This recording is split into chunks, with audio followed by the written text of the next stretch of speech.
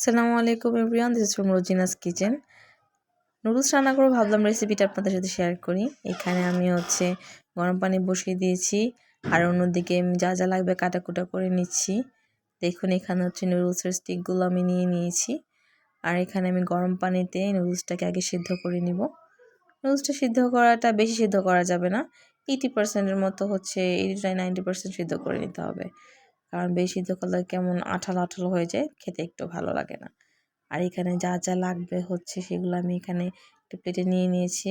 দেখুন মুরগি, পেঁয়াজ, আলু, কাঁচামরিচ, ধনেপাতা এখানে আছে সব। আর নুডলসটা প্রায় সিদ্ধ হয়ে এসেছে, তাই নামিয়ে নিলাম। তারপরে অন্যদিকে একটা কড়াই নিয়ে নিলাম, সেখানে এখন কিছু পরিমাণে তেল, আর শুরুতে আমি লবণ দিয়ে দিচ্ছি, কারণ ওই আলুগুলো তারপর মাংসগুলো ভেজে নিব। লবণ দিলে একটু ভালোই হবে। তারপর প্রথমে আলুটা ভেজে নিব।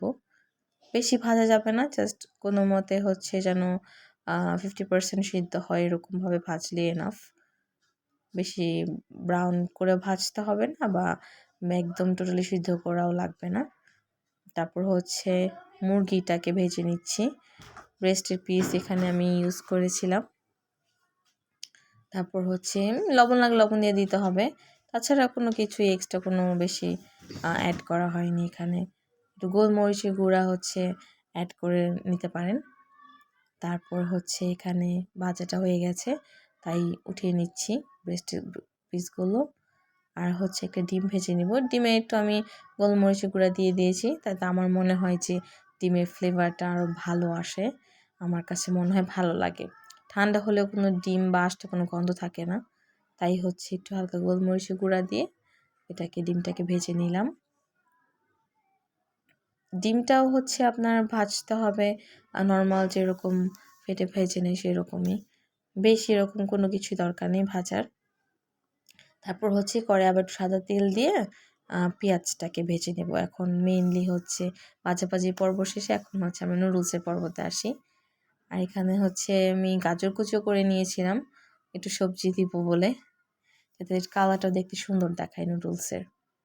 তারপর পেঁয়াজটা একটু যখন হালকা হালকা ভাজা হয়ে গেছে, সেই ক্ষেত্রে আমি আদা রসুন বাটা একটু পেস্ট দিয়ে দিয়েছিলাম, যাতে ভালো লাগে। আর সবগুলো একটু আগে যাতে আমরা ভেজেছিলাম আলু, তারপর চিকেনটা, সেটা এখন আমি এখানে অ্যাড করে দিলাম।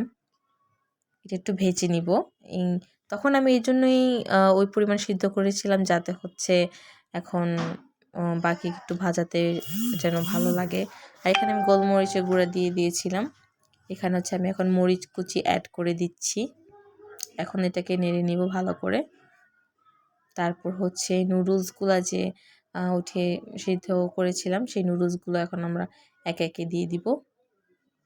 তারপরে এই নুডলসটাকে ভালো করে মিক্স করে নিতে হবে,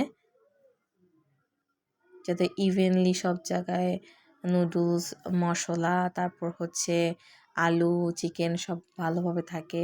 আর এখানে নুডলসের প্যাকেটের আমি একটা মশলা ইউজ করে নিচ্ছি। তার উপর দিয়ে যে গ্রেট করা গাজরগুলো দিয়ে দিচ্ছি।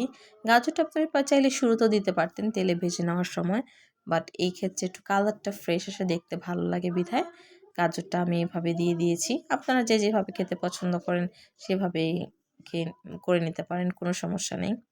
তারপর এখানে আমি এখন ধনেপাতা কুচিটা দিয়ে দিচ্ছি। ধনেপাতা কুচিটা লাস্টে দেওয়াটা বেটার, কারণ ধনেপাতা কুচিটা শেষে দিলে ভালো দেখায়। আর এখানে আরেকটা মশলা প্যাকেট ছিল, সেটাও দিয়ে দিলাম। এই তো আমাদের ছোট অল্প সময়ের নুডলস রান্না, আর ইনশাল্লাহ খেতে অনেক ভালো লাগবে। আশা করি আমাদের পাশেই থাকবেন। আমাদের লাইক, কমেন্ট অ্যান্ড সাবস্ক্রাইব করতে ভুলবেন না।